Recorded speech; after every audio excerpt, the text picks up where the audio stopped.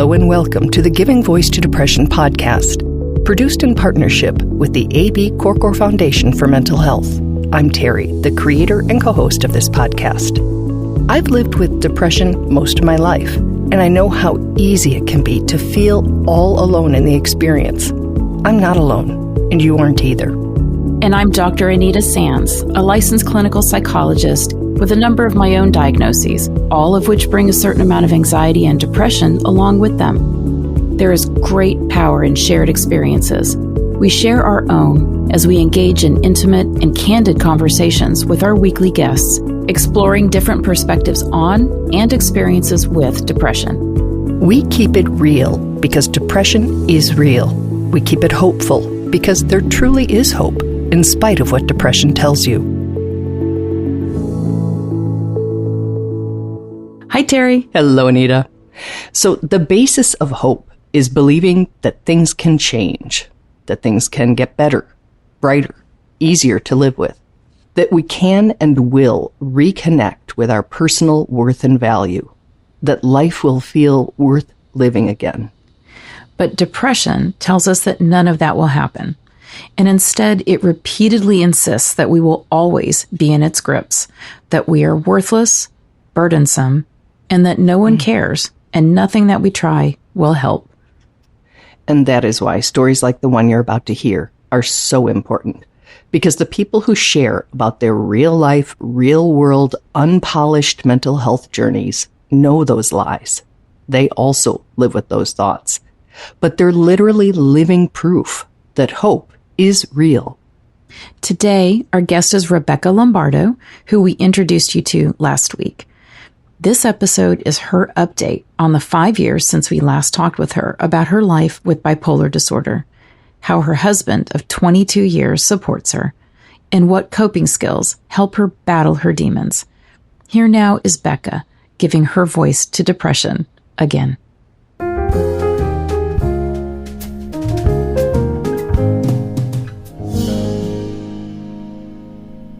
On a day-to-day basis, it can be really hard to notice all the progress we've made, especially when we're still not living the life we'd hoped for or expected. But when we zoom out and gain a wider perspective, that can change. That's what Becca recently experienced when she turned 50 and showed herself some grace with a look back on her 40s. And it just kind of hit me that it had been a full decade since I had been in that horrible hospital, and I had attempted suicide, and it was my last time that I had ever done any practice of self-harm in any way. Everything just started to come full circle for me as I'm sitting there realizing all of this. Wow, I had really accomplished something that hadn't even occurred to me until just that moment. And it felt really big, and it felt really powerful, and like something that I needed to talk about and let other people know that this is something that you can do. Since we first met Becca, that's been her MO. She's openly shared about her mental health challenges to let others know it's okay and normal to have them. It took me 25 years to find the right doctor.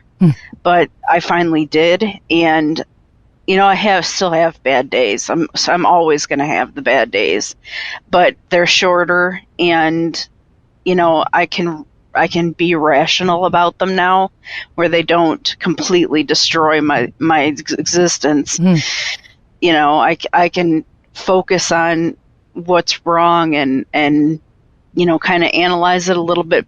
Be more self-aware, kind of figure out where I'm going with it, and not have to rely so much on my husband and calling him and saying, hey, I need help with this. And that's all part of this growth that I've come to figure out has happened for me over the last 10 years. So why do you think it is so hard for us to see our progress and our wins when, our failings are so in our face?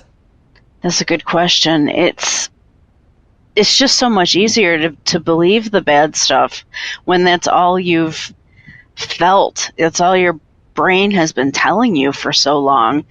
Our brains are wired a little bit differently from everybody else's. Those of us that, deal with bipolar disorder or, major depressive disorder or things like that. It's just, it's a nonstop pattern that our brains are telling us that you're not worth it. You're not good enough. You can't do the same thing that everybody else can do. And you eventually hear that so much that it's just the easiest thing to believe.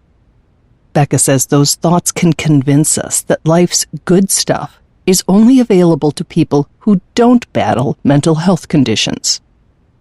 The whole other side, being a strong mental person that you see on the other side of the coin, the people that are successful and happy and healthy and exercise every day and have beautiful houses and everything. That stuff is hard. We can't get to that. We're stuck where we're at. And I think that that's just the way that our minds are telling us we can't do it. And it's easier to just say, you're probably right, I can't do it, than it is to explore the possibility of failing at trying to get better. And yet, here you are, 10 years later, 25 years into your mental health journey, talking about you have not been back to the hospital in that decade. Right. You have not self-harmed. You have not made another attempt. Those are huge things. Right. And I just recently, I did to kind of celebrate things, I put my book, the ebook version, I put it out for free for a week. And I managed to get the book to number 1 in mental illness. Wow. Yeah, on Amazon. Wow. And number 3 in memoirs. So that was pretty exciting for me. I would say. You said that 10 years ago, before all those accomplishments, that you misunderstood everything. What did you mean by that? I misunderstood the fact that, this is the biggest one, the fact that people did not want me around. That it would be easier for everyone for me to just be out of the picture, that I was too much of a burden and I couldn't get better on my own, and I couldn't get better with doctors. I couldn't find a good one that would actually help me or listen to me, and I really just needed to let everybody go and relieve them of the burden of having me around. If you have such thoughts too, and lots of us do, we hope there is some, comfort might not be the right word, but deeper understanding that feeling like a burden is a symptom of depression and not a truth. If you feel as if you're a burden to someone else, try talking to them about it. I bet you any money they're going to tell you you're not the burden that you think you are. So it all comes down to positive self-talk and positive communication with the people that love you. You have to keep talking to yourself and saying, no, this isn't bad. I'm not failing. I'm doing okay. It's going to be all right. And even if you have to go minute by minute by minute, you do it that way. And you keep the lines of communication open with the people that you love and the people that love you. And you pay attention to what they're saying, and you don't just brush it off as them just telling you whatever they need to tell you to get you off their backs. It's important to keep the positive self-talk and the positive communication open with everybody that you love. When Becca is reminded of the times she didn't do those things, she thinks of where it led and the impact her attempt had on her loved ones, especially her husband, Joe. Now I realize there's times when, I'm watching TV or I hear something on the news or something like that, and it it takes me back, and I'll get emotional about this, but it takes me back to the moment that I was in the ER laying on the gurney, and the doctor is working on me, and Joe was standing next to the gurney, and the look on his face, not knowing what was going to happen to me, and just knowing in my head how some other people have dealt with suicides or, accidental death or whatever the case may be. I'll think about it. I'll think, God, that could have happened to Joe. That could have been Joe. That could have been my family. And it will hit me out of nowhere, just bam, right. That could have been you, and I'll never forget the look on his face, and I'll never, ever put it back there again. And while sometimes the knowledge of the heartbreak we'd cause may be the primary thing keeping us from harm, it's also important to want to live for ourselves. Becca also has that on her list of lessons from her 40s. This is where I want to be. This is my life. I do want to be here for, whatever is my next step, whatever I'm supposed to be doing with my life. And I want to be able to fulfill whatever that is. It's important to me to be here, even though you have all the painful parts of life and that are hard to get through, but I want to be here for all of that. To help her be here, Becca uses a number of different tools and practices, work she has learned is essential to managing her bipolar disorder. I wanted it to be, I took the medication and it went away. Mm-hmm. And I think that's kind of what everybody starts at, that you think, I'm going to take these pills and I'm going to be fine. I also didn't understand all the work that I needed to do personally to figure out what it meant to be stable, and the self-talk and the reading and the communicating with other people with the same disorders and learning from other people that I meet, and even like the online courses that you can take for free from different companies. Like there's sources out there now, like there's a company called Udemy. It's Udemy. Okay. And they have for like $15 you can take courses on mental health or mental illness, and you can learn a lot. You see yourself in the curriculum, but you learn how they advise that you treat people with mental health, and you kind of think, hey, that sounds like me.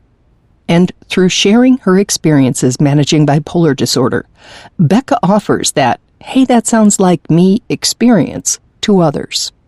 And when you start getting to a point where you are not only getting positive feedback, but you're actually having people tell you that you've helped them in some way, mm-hmm. that is really, really feeds the positivity inside you, where you learn it's okay to not be ashamed of this anymore. I'm glad you have found a community of people who recognize the power of your words and are grateful that you're willing to put them out into the world so other people know they're not the only ones, which is what we're doing. Exactly. So if at 40, you were, among other things, suicidal, at 50, we're here talking about how this last decade has had all kinds of huge milestones and wins for you. If I'm still doing this podcast in 10 years and we talk when you're 60, what would you like to say? What would you like to be different for you? Oh, that's a great question.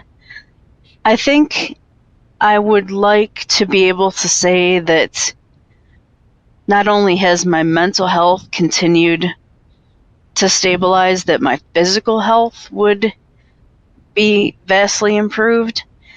I've got some issues going on that, are kind of taking away from my quality of health, that weighs you down, and that makes day-to-day life difficult. And so then you're kind of trapped with making sure that you're not letting your mental health suffer because your physical health is suffering a little bit too. And I would like to be able to say that I've been able to continue to write, and that it's been fulfilling and has continued to help people, and just been able to make a dent in the stigma that we're all still facing. I think we've done a good job so far. I'm not seeing it as much as I was, but I might be a little bit sheltered. I might not see it as much as some people have, but I think that we still have to do the work, and I think that we will, and I think that it'll be great for everybody if we keep on moving. Absolutely. So, to anyone listening who is currently where you were before, what can you say from the other side of that whole experience? What I would say is that you have to be patient with yourself. You have to try to learn how to be self-aware. I know it sounds difficult, but if you give it a minute, it doesn't take as much effort as you would think.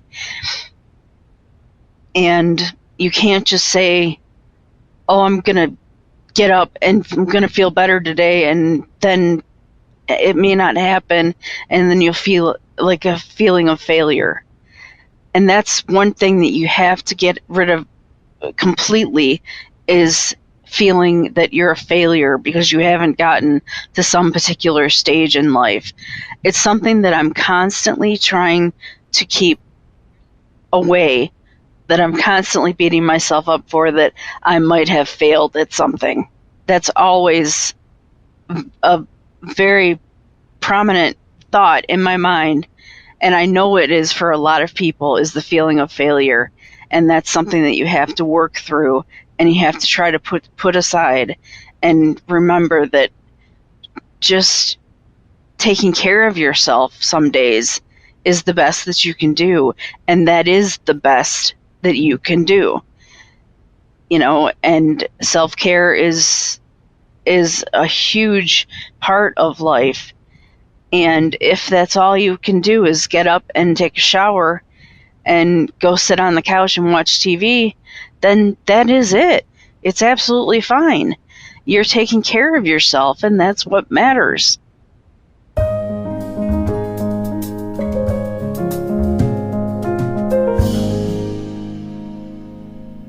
Anita, I just want to read something from a recent blog post. And Rebecca used to post a lot and then stopped for a while, and now she's starting up again, and this was the first post. Here's a part of it. You have to talk to yourself every single day. You have to learn how to filter out negative thoughts. Be nice to yourself. Listen to how other people talk to each other and gain perspective. Try therapy. Find yourself a good doctor. Don't just settle. Surround yourself with good people that care about you. You'll find your way. Just remember that you owe it to yourself to live the best life you can. Mm-hmm. I love that Becca really does emphasize, both in her blog and in the interview, that there is so much work that needs to be done beyond just taking medication. Right. I think in particular for bipolar disorder, it's not unusual for people to know, okay, this is one of those things that I've just got to take meds to manage. Mm-hmm. And then they'll stop right there, or their psychiatrist or doctor prescribing the meds won't say, now, this is the beginning of your journey of managing this. Right. And there are so many things that you need to learn, so many skill sets to manage living with depression and living with bipolar disorder. And, there are awesome workbooks and things that people can order from, Amazon and other sites. But a therapist who has helped people learn what they need to learn and help them experiment to see what exactly works for them is so critically important. And I love that she just keeps emphasizing, you can't just take the pills and then you're done. It's There's so much that you need to learn. There's so much you have to learn about yourself, about being with others, communicating with them, knowing your warning signs, all the things that we talk about on the podcast, but they're essential. They're not optional. If you have specific workbooks that you would recommend to save anybody who might be interested from having to, dig through, which, just the research can be exhausting. But, beyond that, like who wants to buy one that isn't recommended by you? If you have some ideas, we can certainly link to them with this episode. Cool. Let me make a little note and I'll get that to you. Yeah, those workbooks I think are great. You can take them in with your therapist, and for those people who they can't access that, you can learn a lot and do it on your own. So, I talked to someone just yesterday who was trying to do a workbook and realized that on his own he wasn't, even though he believes that it would be very helpful for his management to do that. And his idea was that he was going to do a chapter as part of his session with his therapist. Yes. Yeah, that's exactly how I actually usually work with people. Oh, I think that's just a great idea, because doing it on your own, if we could all concentrate and focus and be really articulate about what we're thinking. And be accountable that you'll actually keep going through it and not give up halfway through. Yeah, maybe we wouldn't need therapy. Maybe we'd be managing just fine. But, for the rest of us, I think it would be very helpful to do it with a therapist. So that I actually think for most people, it's helpful to do it with a therapist. Yeah. There you go. So thanks. And thank you to Rebecca and to Joe for last week and for sharing your story with us, and Hope, which is so important, especially as we head into September, which is Suicide Prevention Awareness Month. And that will be our focus for the next 4 weeks. So we will be speaking with attempt survivors and sharing a lot of really important information. But we also want to warn you that some of it might be triggering, and to take care of yourselves when you listen. Yes.